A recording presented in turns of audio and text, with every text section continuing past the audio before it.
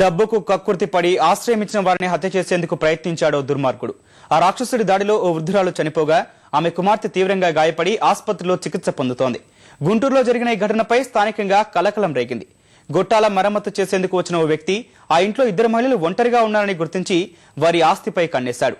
గొట్టాల మరమ్మతు పని పూర్తి చేసి రాత్రివేళ వారింటికి మళ్లీ వచ్చాడు. తాను వెళ్లాల్సిన రైలు వెళ్లిపోయిందని ఈ రాత్రికి ఉండేందుకు ఆశ్రయం ఇవ్వాలని కోరారు. తెల్లవారుజామున ఆ ప్రబుద్ధుడు వారిపై కత్తితో దాడికి దిగాడు. వృద్ధురాలు కమలమ్మ చనిపోయింది. అడ్డుకోబోయిన ఆమె కుమార్తె తీవ్రంగా గాయపడింది. బీరువాలోని నగదు తీసుకుని పరారయ్యాడు.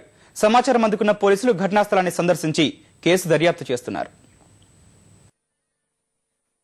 అనుమానితుడు అంటే ఎవరైతే ఈ ఇంట్లో ఈ రోజు ఉదయం పంప్లింగ్ వర్క్ కని ఒకడు వచ్చున్నాడు. రాత్రి వాడిక్కడ మేము వచ్చేటప్పటికి పరారీలో ఉన్నాడు.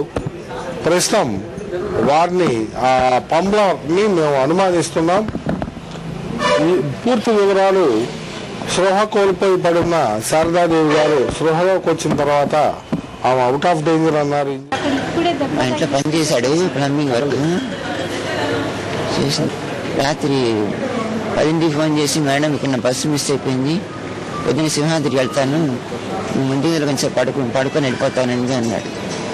సరే తలుపులప్పుడు తలుపులన్నీ గడియలు వేసేసి ముందు కదా చాప అన్నం తిండది ఇచ్చాను, పడుకున్నాడు.